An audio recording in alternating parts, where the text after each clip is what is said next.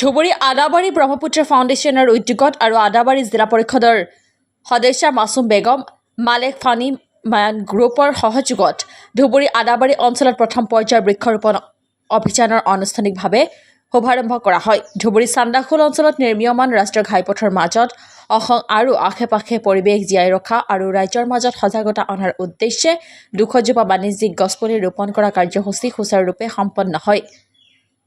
অঞ্চলটোৰ প্ৰাকৃতিক সৌন্দৰ্য বৰ্ধন কৰা এই কাৰ্যসূচীত সংগঠনটোৰ সভাপতি প্ৰাক্তন বিধায়ক জাহান উদ্দিন, সাধাৰণ সম্পাদক কাছেম আলী শ্বেখ, মালেক ফানি মিয়ানসহ গ্ৰুপ আদাবাৰী জিলা পৰিষদৰ সদস্য মাছুমা বেগমৰ স্বামী ৰফিকুল ইছলাম, ৰাজু পঞ্চায়তখনৰ এপি মেম্বাৰকে ধৰি সংগঠনটোৰ সদস্যৰ লগতে বহুগৰাকী বিশিষ্ট ব্যক্তিৰ উপস্থিতিত বৃক্ষৰোপণৰ কাৰ্যসূচী সমাপন ঘটে।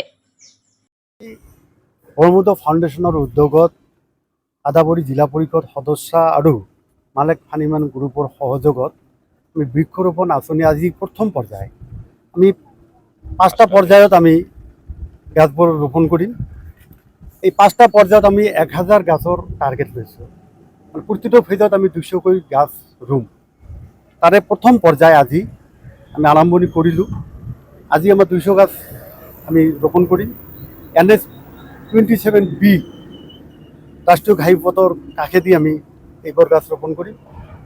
আমি ইয়াতে এটা সজাগতা দিব বিচাৰিছোঁ যে গছেই জীৱন, গছ নহ'লে পৃথিৱীৰ জীৱ জন্তু মানুহ জীয়াই থাকিব নোৱাৰে। গতিকে গছ ৰোপণ কৰিব লাগে।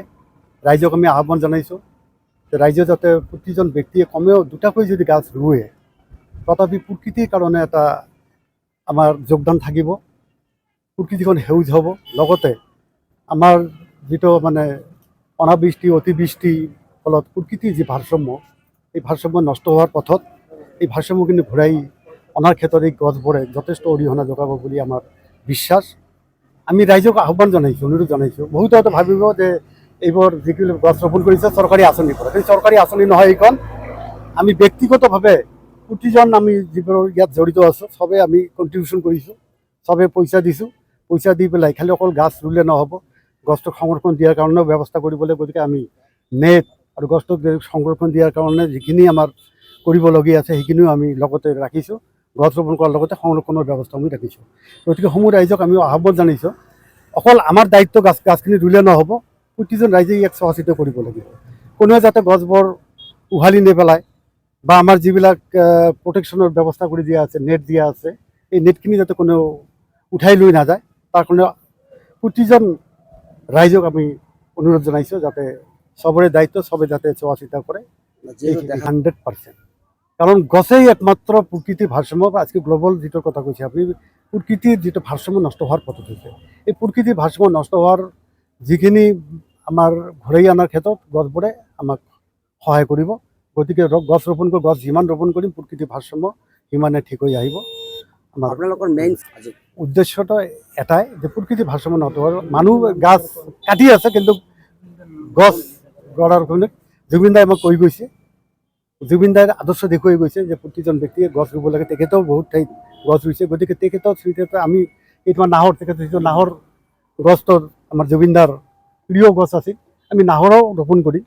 আজি আমাৰ কৃষ্ণচূড়া বা সৌন্দৰ্যমূলক যিবোৰ গাছ আছে ৰোড ছাইডত যিটোকে সৌন্দৰ্যমূলক, যাতে এই ৰোডটোৰ সৌন্দৰ্য বৃদ্ধি হয়।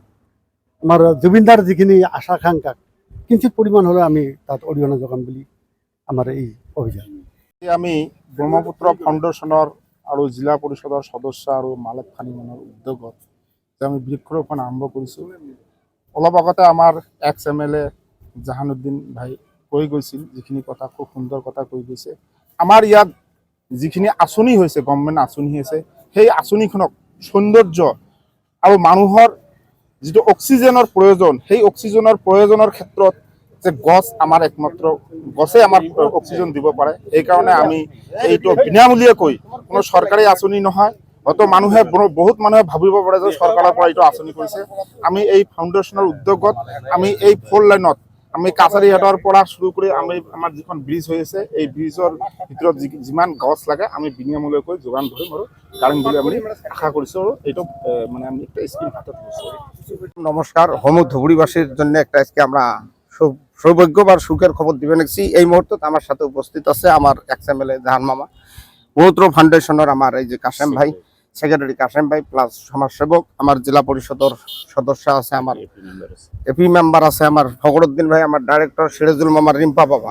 এই যে এই মানুষগুলোর সহযোগত আমরা যেটা উদ্যোগ নিছি, হয়তো বহুত মানুষ ভাববে যে এলে দেহার জন্য করবে নাকি, এটা ভুল কথা।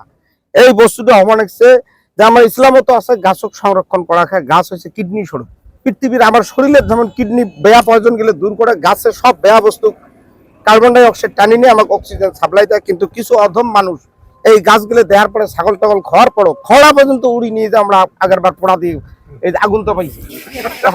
তো অনুরোধ করি ধান যেটি গাছ দেখবেন ছাগল গরু খাওয়া দিলে অন্তত এই ফোরলেন্ড নতুন করে সৌভাগ্য হয়েছে যে আমার এই আদাবাড়ির মাছ দিয়ে আমার এই রাস্তা গেছে, কত ভাগ্য আমার। আর এই জায়গাতে আমরা গাছ যদি 1000 গাছ আমার XML এর সাহেবের উদ্যোগত, জেলা পরিষদ আর কাশিম ভাইয়ের উদ্যোগত যদি আমরা গাড়ি বের পাই, তো কত সৌভাগ্যবান মানুষ। আর এই গাছ থাকলে পাহাড় আজকে সব বিলুপ্তি হয়ে গেছে, শগুন দেখা না পাই, আর পাহাড় কাটি সব শেষ হয়ে গেল, প্রকৃতির ভারসাম্য সব শেষ। তা আমরা অনুরোধ করবো আমার এই ফলনের মাঝে যে রং বিরঙের বিভিন্ন ধরনের যখন ফুল আসবে কত সুন্দর লাগবে। আর বাড়ির মধ্যে গুয়ের গাছ গাড়েন সবাই ঠিক আছে, সাথে ফল পাহাড়ের গাছ গাড়ে, ডাউয়ের গাছ নাই, বিলুপ্তি হয়েছে, গাছ নাই।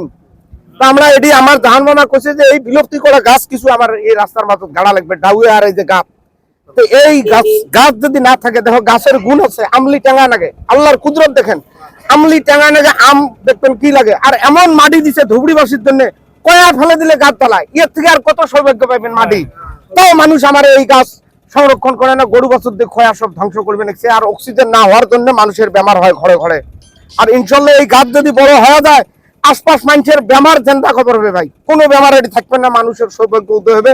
তা আমরা অনুরোধ করি এই গাছগুলো সংরক্ষণ করে পহিপাহাল ফলমূল যখন পহিপাল খেয়া দোয়া দিবে, প্রত্যেকটা মানুষের এই যে আজকে যত মানুষ দেখবেন সবের কাম হবে। আর এই অঞ্চলবাসীকে আমরা অনুরোধ করি যে গাছগুলো ধাই সময় যত্ন করে রাখবেন, নিজের শহর মতন করি, শহর যেমন যত্ন করেন তাহলে রাস্তা দিয়ে এটা করবেন। আর ধুবড়ি প্রশাসনক কয়া দেয় যে আপনারাও এই উদ্যোগটাতে আমাকে সহযোগ করবেন। কিছু কিছু মানুষের দ্বারাই হয়তো বন বিভাগের দ্বারা একবার পরিচালনা করবে যে গাছগুলো কি ধরনের আছে না নাই। বন বিভাগ তো আছে আমার সাথে, পাহাড় শোক শেষ, আমরা বালির পাশে আছে, ঠিক আছে, সাথে সাথে গাছ সংরক্ষণ করার বন বিভাগের আমরা সহায়তা আছি। আর এতটুকু কথা কয় আমার।